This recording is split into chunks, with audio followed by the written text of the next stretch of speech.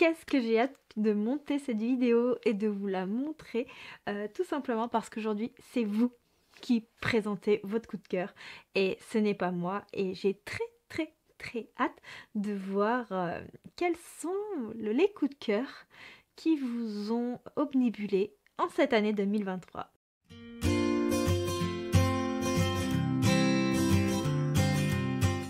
Hello mes petits érudits, c'est Johanna, bienvenue dans ma citadelle. Je suis ravie de vous retrouver aujourd'hui pour une petite vidéo, une vidéo un petit peu particulière parce que aujourd'hui c'est vous qui présentez les coups de cœur que vous avez eus en 2023. Et croyez-moi qu'en visionnant vos coups de cœur, je me suis régalée. J'espère que ce sera le cas pour vous, de découvrir peut-être votre coup de cœur dans la vidéo, mais aussi de découvrir celui des autres. Vous verrez qu'il y a certains livres qui apparaissent plus d'une fois et peut-être que cela vous donnera envie de les découvrir ou de participer à une prochaine session de vidéos participatives. Je remercie chaleureusement tous ceux qui ont participé à cette vidéo, qui se sont donné du mal pour pouvoir présenter un livre. Je sais que c'est pas toujours évident de se confronter à la caméra pour parler d'un coup de cœur, mais franchement vous avez été au top. Et je remercie également les copines d'avoir participé à cette vidéo. Vous verrez leur tête dans celle-ci. Et surtout, je vous mets les réseaux de ceux qui ont des comptes Booktube, Bookstagram en barre de description. Donc n'hésitez pas à aller suivre toutes ces merveilleuses personnes.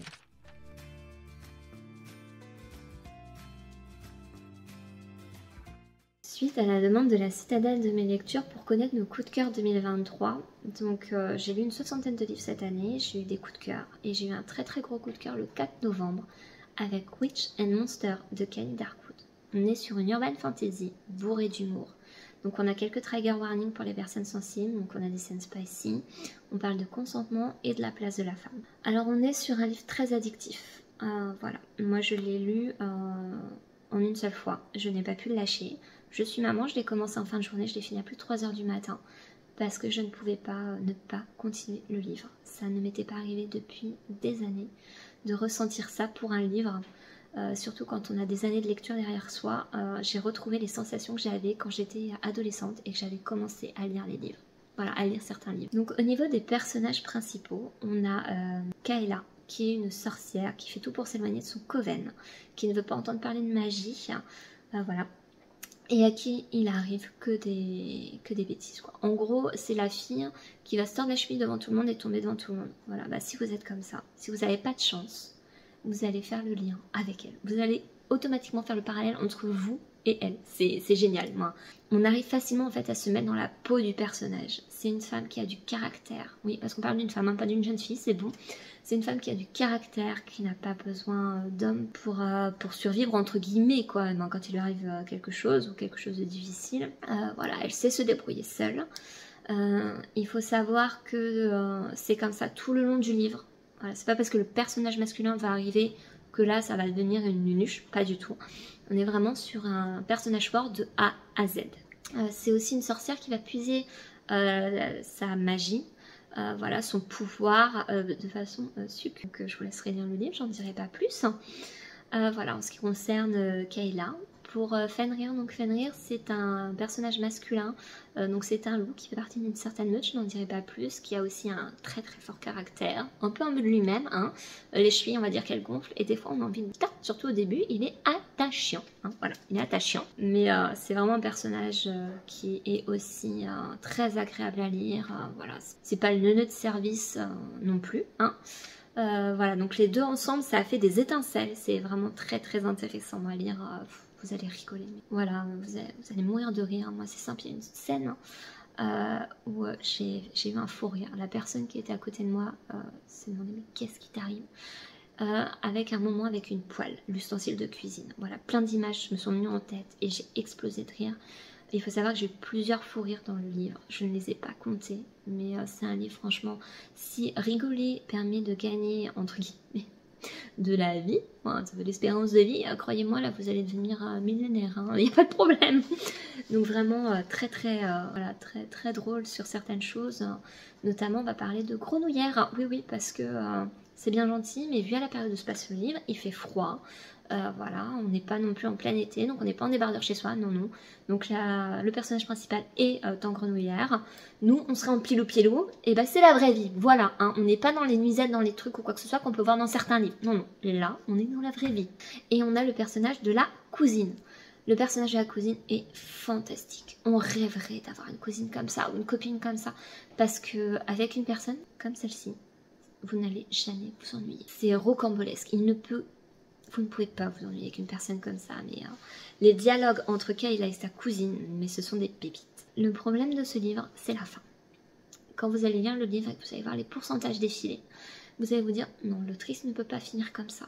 Et si, elle a fini comme ça. Et là, vous allez la détester, la haïr. Ça ne m'est jamais arrivé. J'ai été écrire à l'autrice, justement, pour dire que la fin, ça n'allait pas du tout et que je la haïssais, hein, clairement. Et elle m'a répondu en disant que le tome 2 arriverait en 2024. Normalement, premier trimestre 2024. Il va falloir attendre. Voilà.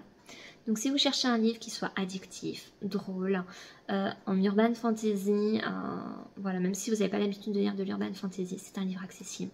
Il est fait pour vous. Lisez l'extrait. Si vous accrochez, il est comme ça jusqu'à la fin. Voilà. Voilà mon avis pour mon coup de cœur 2023.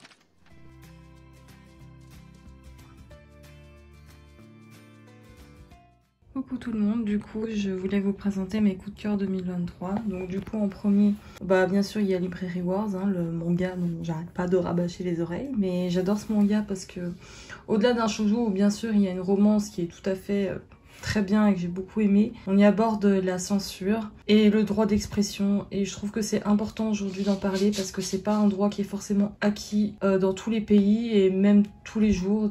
Donc du coup voilà, j'ai beaucoup aimé cette saga de manga du coup qui se termine en 15 tomes. Il y en a qui avaient un peu peur pour les graphismes un peu vieillots, donc je tourne vite fait les pages, mais bon, moi je trouve pas que ce soit si vieillot que ça. Voilà. Ensuite, le deuxième coup de cœur, comment ne pas parler de cette saga? Bon là du coup c'est le tome 3 de Rebel University. Ce que j'ai adoré dans cette saga, c'est le fait que les personnages soient inclusifs, c'est-à-dire qu'il y a quand même énormément de personnages variés. Il y a un homme qui prend très soin de lui, il y a une femme métisse, une femme ronde, on s'entend. Et du coup, voilà, j'ai adoré cette saga, elle est trop drôle, les entêtes de chapitres sont à mourir de rire et franchement, j'adore cette saga. Et enfin, le dernier, c'est vraiment un roman auquel je m'attendais vraiment, mais alors vraiment pas à avoir un coup de cœur. Je l'ai acheté, mais par hasard, quand vraiment je me sentais pas hyper bien. J'étais une âme égarée, hein, on peut le dire. C'est un roman qui parle de deuil, donc je recommande pas forcément à ceux pour qui c'est un problème. On y suit deux âmes, une jeune bibliothécaire, une jeune femme, et un monsieur qui est veuf depuis bientôt 2 ans, qui a perdu sa femme. Et c'est leur histoire, et ils vont tisser des liens et à travers les livres, et franchement j'ai juste trouvé ça magnifique.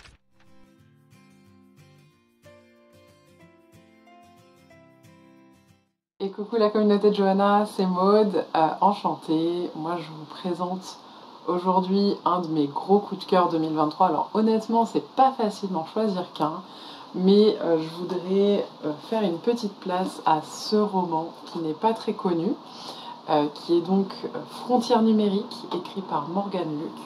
C'est un roman qui est auto-édité et l'autrice je la suis sur Instagram.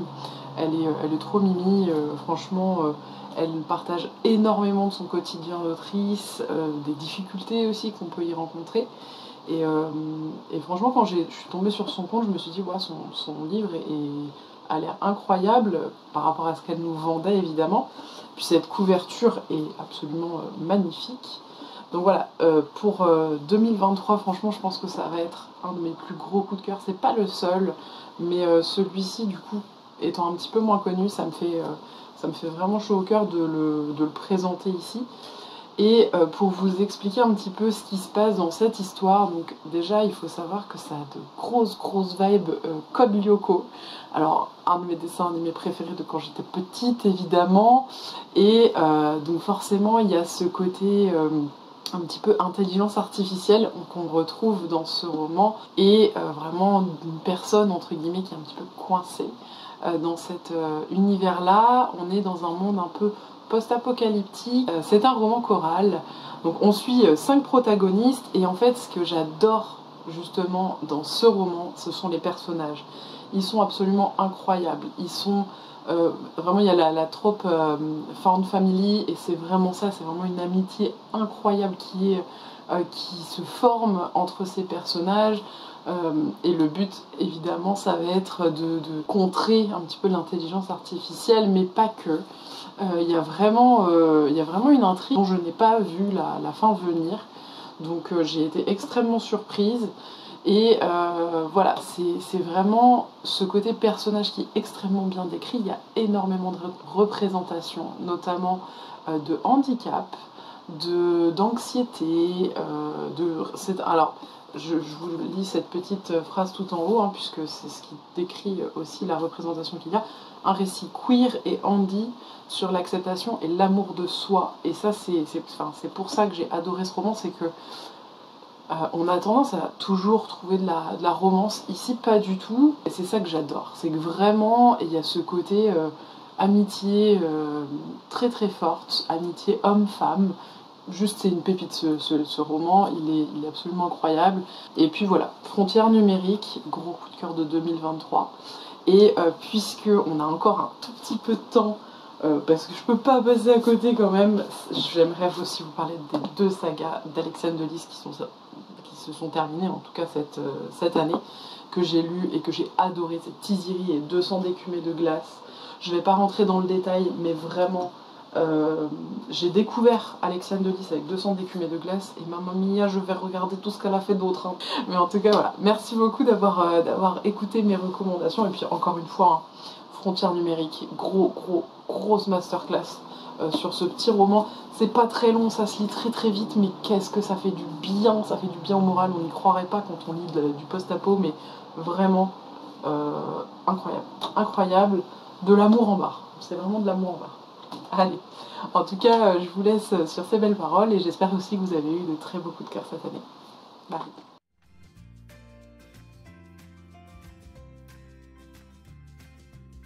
Bonjour à tous, moi c'est Laurine et je viens vous parler aujourd'hui d'un de mes coups de cœur pour l'année 2023. J'ai longtemps hésité avant de présenter ce livre parce que je sais que Johanna est une grande fan et nous en parle très fréquemment, mais c'est un de mes coups de cœur, donc c'est un de mes coups de cœur. Je vous en parle donc aujourd'hui. J'ai terminé la saga de la Guilde des Ombres d'Anatrice avec donc la partie 2 du tome 3. On va remonter le temps parce que je ne vais pas vous présenter le dernier livre. Donc il y a la partie 1 du tome 3, la partie 2 du tome 2, la partie 1 du tome 2, la partie 2 du tome 1 et pour commencer, la partie 1 du tome 1. La Guilde des Ombres, c'est l'histoire de Panama. Panama est une petite fille humaine qui a un don bien particulier, elle a un don de mort. Elle peut tuer les gens avec son simple contact. Elle se retrouve orpheline et elle se retrouve donc dans un orphelinat avec d'autres humains dans la cité de Clepsydre.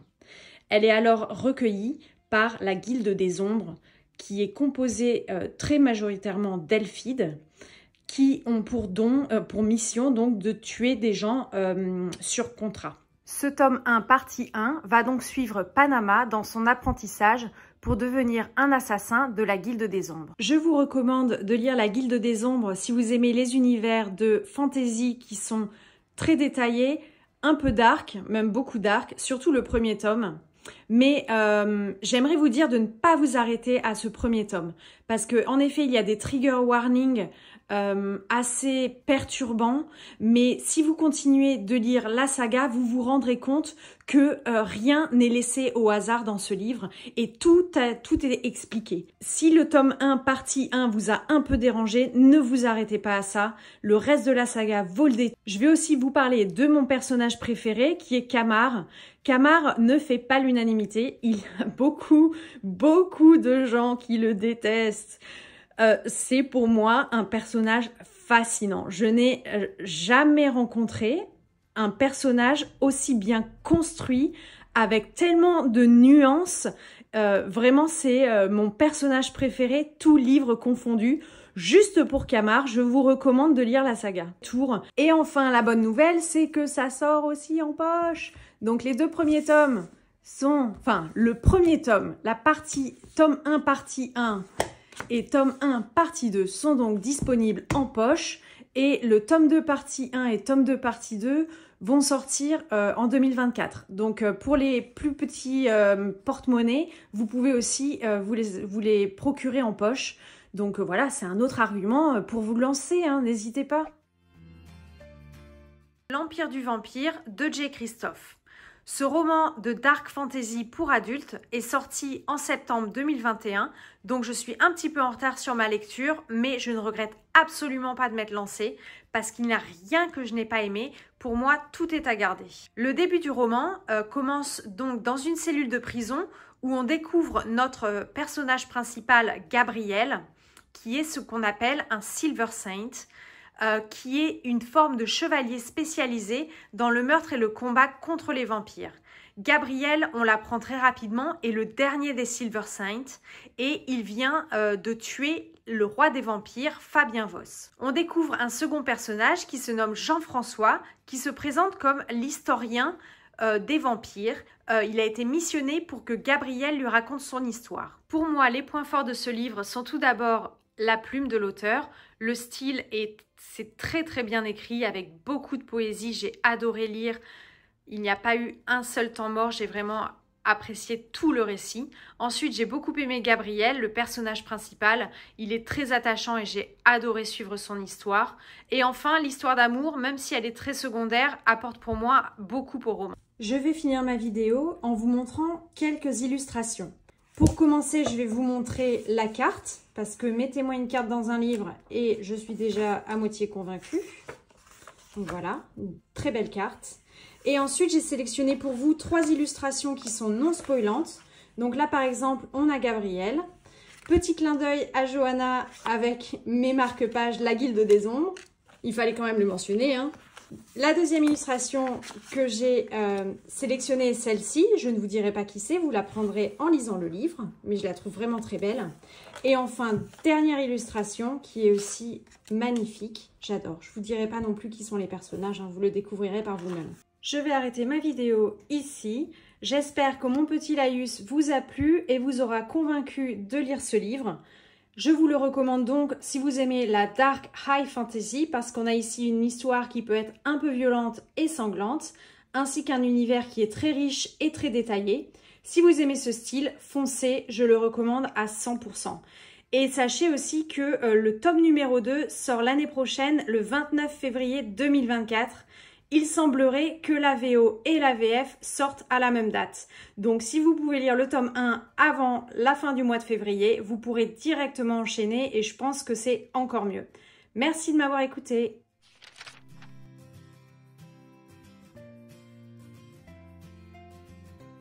Salut à tous, avant de commencer à vous parler de mon coup de cœur, je voulais d'abord remercier Johanna. Vraiment, merci du fond du cœur Johanna de m'avoir invité à parler de mon plus gros coup de cœur de l'année 2023. Ça a été très dur à choisir parce que des coups de cœur j'en ai eu plein. Et pour ceux qui ne me connaissent pas, je m'appelle Gladys, je crée du contenu littéraire sur les réseaux sociaux, YouTube, Instagram, TikTok, Discord aussi, sous le pseudo Les Pépites de Gladys et j'ai également une boutique en ligne du même nom. Côté lecture, j'aime autant l'imaginaire que le contemporain, je lis à la fois de la romance contemporaine, surtout de la new romance, mais aussi de la fantasy ou encore du fantastique et un peu de SF, surtout avec de la dystopie de temps en temps. J'aime beaucoup les romans jeunesse, mais ce que je lis le plus, c'est surtout le young adulte et l'adulte. Enfin, quand je dis adulte, c'est souvent new adulte, parce que j'ai aussi un peu de mal avec la fantasy trop poussée. Pour ce qui est de ma meilleure lecture de l'année 2023, ça a été très difficile à choisir puisque j'ai eu plusieurs coups de cœur cette année, mais du coup, je me suis dit que j'allais vous parler de mon dernier coup de cœur, comme ça, voilà. C'est plus facile et c'est encore plus frais dans ma tête, du coup, pour vous en parler, c'est encore mieux. Il s'agit de La Maison aux ailes déployées de Olivia Wildenstein, publié aux éditions Corrigan. C'est le premier tome du Royaume des Corbeaux et franchement une pépite. Dans cette histoire, on va suivre Fallon qui est mi-humaine, mi-faée, dans un monde où en fait tout ce qui n'est pas 100% pur, 100% faé est un peu rejeté, renié, bref, ça compte pour du beurre. Et du coup, Fallon a beaucoup de mal à trouver sa place, à trouver qui elle est réellement, surtout qu'elle vit avec sa grand-mère qui est très stricte et sa mère qui perd la tête et qui a des pensées, des paroles un peu incohérentes par moment. Et Fallon se retrouve donc à tout faire pour trouver sa place dans tout ça, d'autant plus qu'elle est la meilleure amie du prince, mais qui lui du coup est un faé de pur pur sang et donc c'est très compliqué pour elle de vivre tout le temps avec cette différence de traitement en fait entre les pur sang, ce qu'elle observe tout le temps et ce qu'elle vit au quotidien. Mais Fallon n'est pas que ça, elle peut communiquer avec les animaux et elle a un lien très fort avec un serpent d'eau, un serpent qui lui a sauvé la vie, sauf que c'est quelque chose qu'elle essaie de cacher coûte que coûte puisque personne n'a ces dons-là sauf elle, et du coup c'est bien étrange et donc il faut regarder ça secret. Jusqu'au jour où une femme mystérieuse vient la contacter pour l'assigner à une mission de la plus haute importance, libérer les corbeaux pour ensuite devenir reine. Pour Fallon, c'est l'occasion enfin de pouvoir se libérer de toutes ces injonctions qu'elle vit au quotidien, de pouvoir changer les choses, de pouvoir avoir un poids sur les lois en vigueur et faire en sorte qu'il y ait enfin un équilibre, que tout le monde soit digne de vivre dans ce monde tout simplement. Du coup, elle va se donner à cœur dans cette mission qu'elle seule peut résoudre puisque, eh bien, elle doit libérer des corbeaux faits de fer et d'obsidienne et elle est la seule à être immunisée pour les toucher. Je vous invite à découvrir cette histoire par vous-même. Franchement, j'ai adoré, un gros coup de cœur. J'aime énormément le personnage de Fallon, j'ai adoré les relations qu'elle peut avoir avec ses proches qui sont tous différents. Ça reste des personnages secondaires donc ils sont pas extrêmement développés, mais ils ont leurs nuances et ils ont leurs petites choses à apporter dans l'histoire. La romance n'est pas au centre de l'intrigue pour une romantaisie, ce qui est assez appréciable mine de rien puisque ça permet de développer encore plus l'univers, la politique, les personnages, les créatures qu'il y a. Bref, il y a pas mal de choses à développer de ce côté-là. Et en plus de ça, eh bien, c'est très intéressant de voir que la romance a un intérêt dans le scénario finalement. Je vous invite vivement à découvrir cette lecture par vous-même qui en plus de ça est magnifique avec un superbe jaspage dans cette édition collector et n'hésitez pas si vous le lisez à me dire ce que vous en avez pensé. Sur ce, je vous fais de très gros bisous, je vous dis à très bientôt peut-être sur mes différents réseaux sociaux. Je remercie encore du fond du cœur Johanna pour cette proposition, vraiment merci beaucoup, c'est trop adorable et je vous souhaite d'excellentes lectures et plein de belles découvertes avec cette vidéo. Bisous!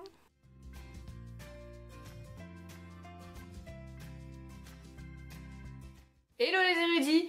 Il semblerait que Johanna m'ait demandé de faire partie de sa vidéo collaborative sur nos coups de cœur de l'année et du coup évidemment j'ai accepté et j'ai très hâte de vous parler du titre que j'ai sélectionné. Ce titre, je l'avais déjà vu un petit peu partout, je savais qu'il était très bon mais j'avais un petit peur de m'y plonger puisqu'il va parler d'une thématique qui me touche personnellement puisque c'est une maladie qui a touché un membre de ma famille et je pense que là vous commencez à voir où je veux en venir. Ça a beau être du jeunesse, d'habitude c'est pas trop mon genre mais là ça a été vraiment un coup de cœur absolu et même si l'année n'est pas terminée je suis quasi sûre que ce sera ma lecture préférée de cette année. Mémoire de la forêt de Michael Brun-Arnaud et illustré par Sanoé, publié à l'école des loisirs. Mémoire de la forêt, c'est l'histoire de Ferdinand Taupe, atteint de la maladie de l'oubli-tout, qui est énormément associée à la maladie de l'Alzheimer, et qui va aller voir son ami Cornelius Renard qui tient une librairie pour l'aider à retrouver ses mémoires, en gros, pour vous passer les détails.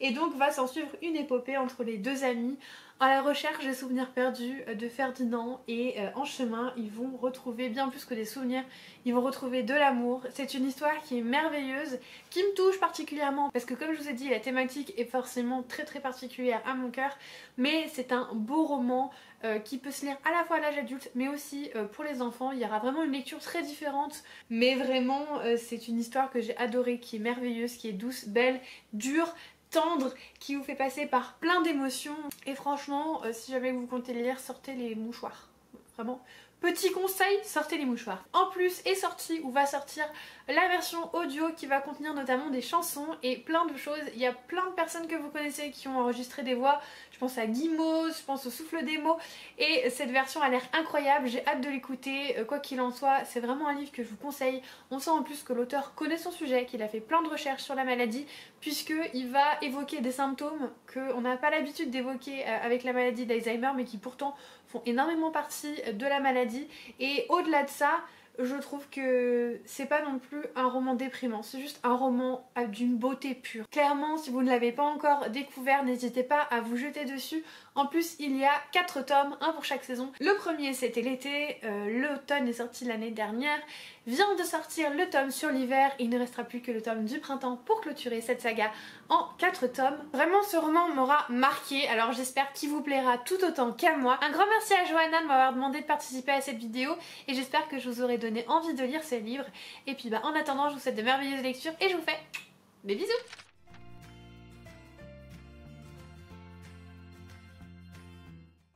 Hello les petits érudits de Johanna.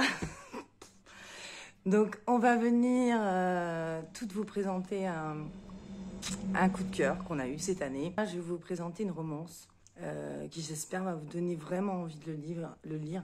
Et ce sera donc du coup Survivante de Sonia Esca.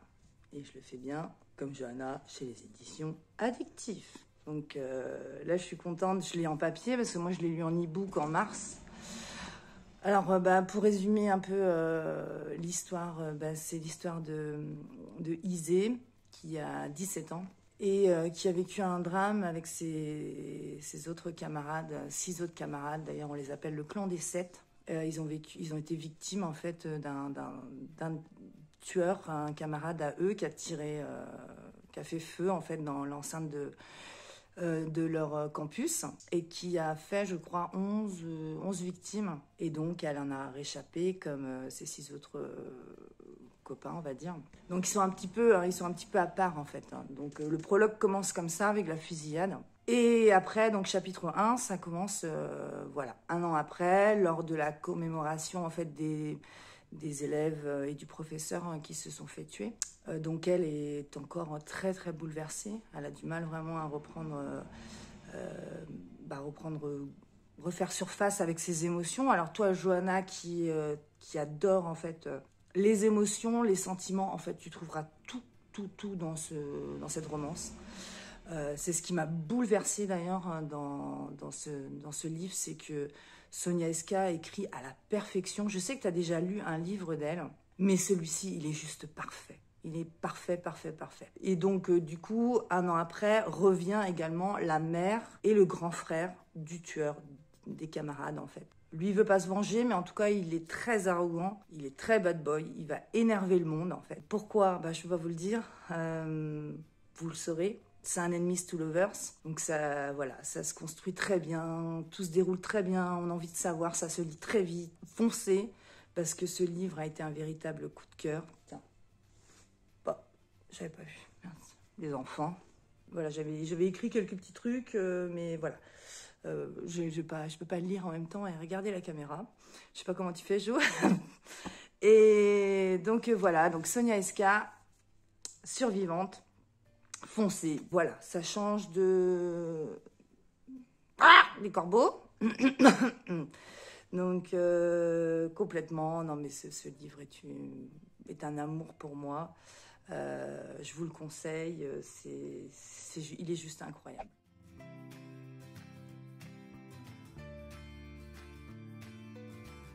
On n'a pas parlé de l'amour, de la vie de Johanna. Non, c'est pas Gauthier, non. C'est La Guilde des Ombres d'Anatrice, qui est un coup de cœur pour tous, hein, pour moi, pour Jo, pour plein de monde. C'est vraiment un coup de cœur, quoi. Donc, je vais essayer de parler, je dis on, mais non, je vais essayer de parler de La Guilde des Ombres comme je peux. C'est une saga en plus que je viens de terminer, qui est exceptionnelle, extraordinaire, fantastique. On pourra mettre tous les superlatifs. Cette saga est à la hauteur de... Quelquefois, je la compare au Seigneur des Anneaux. Elle est tellement riche en tout point de vue. Les personnages, l'intrigue, tout est bien construit, tout est bien travaillé. Anatrice a mis des années, je sais qu'elle a mis des années à créer cet univers. Mais même les personnages qui sont détestables, ils sont travaillés à la perfection. C'est incroyable ce qu'elle a créé. J'ai été vraiment totalement embarquée. Je remercie vraiment Jo de m'avoir fait découvrir Anatrice par ici la Reine Courtisane, que j'ai reçue la semaine dernière en relié, dédicacé. Et ça a été un coup de cœur pur et dur. Et La Guilde des Ombres a été plus qu'un coup de cœur. On peut pas le mettre dans une catégorie coup de cœur, coup de foudre, coup d'âme. C'est tellement autre chose, en fait. C'est quelque chose qu'on vit. Donc ça se divise en 2 tomes, hein, parce que sinon ça ferait un peu beaucoup. Ça fait déjà 800 pages, je crois. Le tome 1, partie 1. Le tome 1, partie 2. Et donc, en tout, si vous voulez, il y a 6 livres. Mais là, je vais vous parler vite fait, en résumé, en fait, du tome 1, partie 1. Mais il faut avoir le tome 1, partie 2 sous la main. Hein. À chaque fois, c'est comme ça. Hein. Parce que sinon, vous allez être frustrés. C'est affreux. Et donc là, on suit Ensuite, donc, Panama Carswell, qui est orpheline. Et donc, voilà, au début, on la suit, au début, on la découvre dans un orphelinat et deux personnages principaux vont venir la chercher, puisque Panama a un don.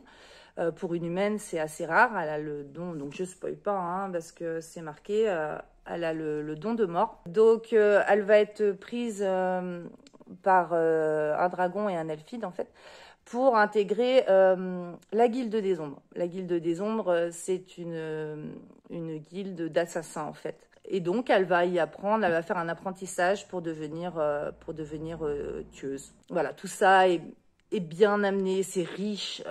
Donc, dans son apprentissage, il y aura des cours de combat, des cours de poison.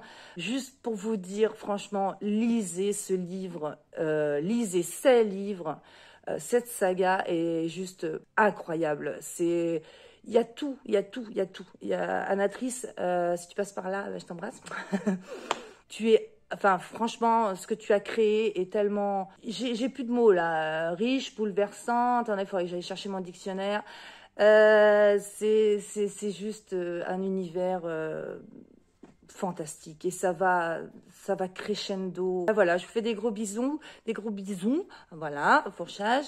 Et je vous conseille fortement de lire La Guilde des Ombres, qui est un coup de cœur monumental et qui devrait être mis dans chaque bibliothèque, c'est obligé. Après, c'est une dark fantasy, c'est réservé à un public averti. Il y a des gros mots et foutre sûr, je vais le redire, puisque Summer est un de mes personnages préférés. Plein de gros bisous, j'ai oublié des trucs. Ah oui, si, bah oui, forcément. Bah oui. Et ben, il y a des beaux dragons dedans. Allez, à bientôt. Lisez la guide.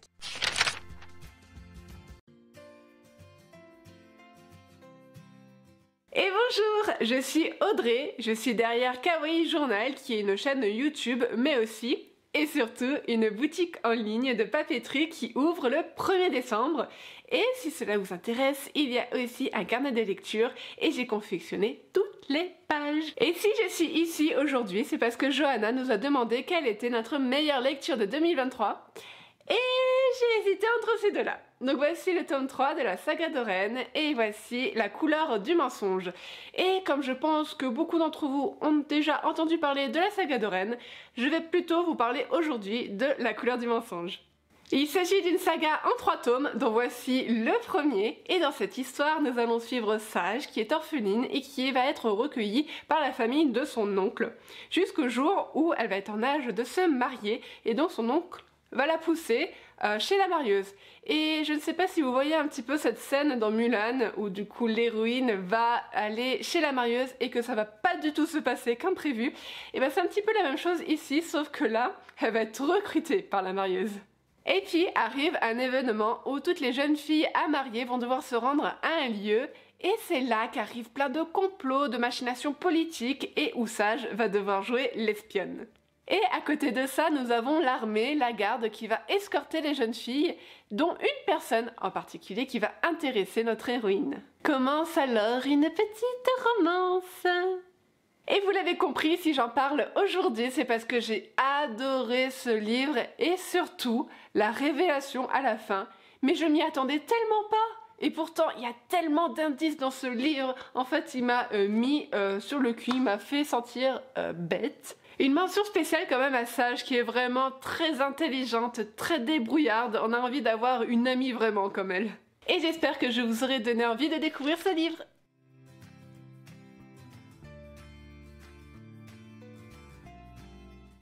Hello, moi c'est Kimi et je suis ravie de me retrouver aujourd'hui sur la chaîne de Johanna, donc la citadelle de mes lectures, pour vous présenter mon coup de cœur de 2023. Ça a été très dur d'en choisir un parce que j'en ai eu plusieurs et j'ai eu envie de taper dans de l'auto-édition pour les mettre un petit peu en avant, ils en ont besoin. Et je vous présente donc Maudit de Marine Kelada. Marianne Campbell souffle de terribles trous anxieux complètement inexpliqués. C'est pourquoi ses parents ont toujours été très protecteurs envers elle et qui ne le l'ont laissé jamais faire quoi que ce soit. Et cette année, ils sont donc invités dans la famille Campbell directement en Écosse et ils vont accepter cette invitation et celle-ci va tout changer dans la vie de Marianne. Une fois sur place, ses crises augmentent de façon inexpliquée et la doyenne qui se nomme Maggie lui dit de se méfier d'un mystérieux Highlander roux. Sauf que plus elle va creuser, parce que ce qu'il faut pas faire, on le fait, sinon c'est pas marrant, plus elle va s'approcher de lui et plus finalement elle va pouvoir comprendre certaines choses,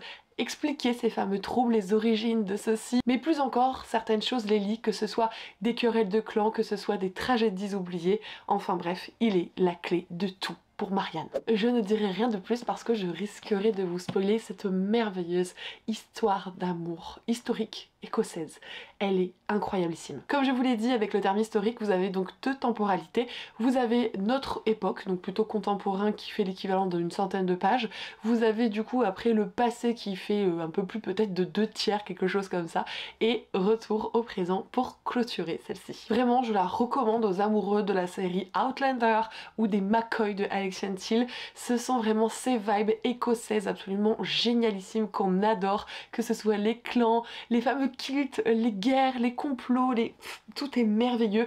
Par contre, l'histoire d'amour est très dur, très dur, c'est-à-dire que j'ai versé des larmes plus d'une fois dans celle-ci pour tout vous dire. Mais même si on a de la souffrance, on a aussi des moments heureux, des moments joyeux, et le tout fait de ce récit quelque chose de très poétique, et d'autant plus qu'il y a une certaine partie qui est tirée d'une histoire vraie. On a aussi affaire à des légendes presque oubliées d'Écosse qui sont vraiment terriblement importantes et qui ont été tellement bénéfique, ça a été une grosse plus-value selon moi dans le récit. Enfin, j'ai été transportée partout de A à Z, j'ai été en complète rébellion face à l'autrice et ses choix, parce que non, je ne voulais pas ça, mais les autrices et les auteurs d'ailleurs, ils sont un petit peu sadiques. Je vous laisserai donc volontiers le soin de découvrir Maudit si le cœur vous en dit de Marine Kelada, qui a d'ailleurs écrit pas mal d'autres histoires, quasiment tout le temps tournées autour de l'Écosse, donc il y a de quoi faire pour les amoureux de cette contrée. Merci beaucoup à toi Jo pour cette invitation sur ta chaîne YouTube. J'ose espérer que je t'aurais peut-être donné envie, ou à quelques personnes de ta fameuse citadelle, de découvrir cette merveilleuse histoire d'amour.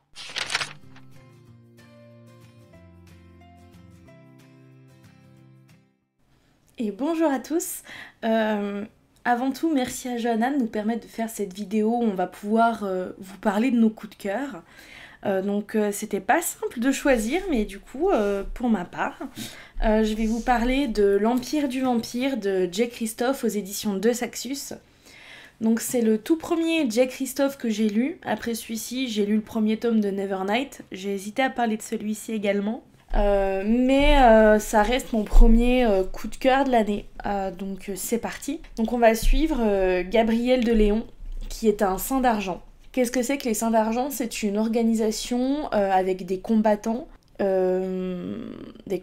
chrétiens qui vont combattre les vampires. Car le monde dans lequel on se trouve a subi une vague sombre dans laquelle les vampires vont justement maintenir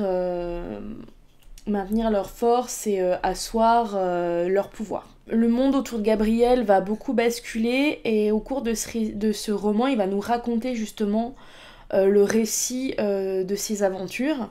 Mais à aucun moment on est sûr de la véracité de ses récits car c'est ce qu'il raconte à un de ses ennemis car il a été capturé. Et la petite particularité, parce que Jay Kristoff aime bien avoir des particularités dans ses livres, donc par exemple Nevernight, il y a énormément de notes de bas de page qui apportent énormément au récit.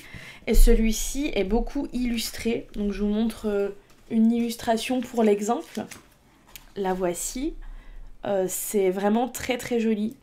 Et ça apporte énormément au récit, je trouve. On arrive à se donner une image des personnages et je trouvais ça vraiment très chouette. On a également une très jolie carte pour suivre les aventures de notre cher Gabriel de Léon qui va avec une petite troupe rechercher également le Graal afin de permettre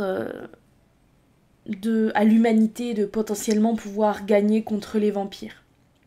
Alors j'ai trouvé que le récit était très intéressant parce que ça va être très découpé, on va être autant dans le présent où Gabriel de Léon va se trouver dans sa cellule avec un vampire qui va lui poser des questions et écrire le récit de ses aventures.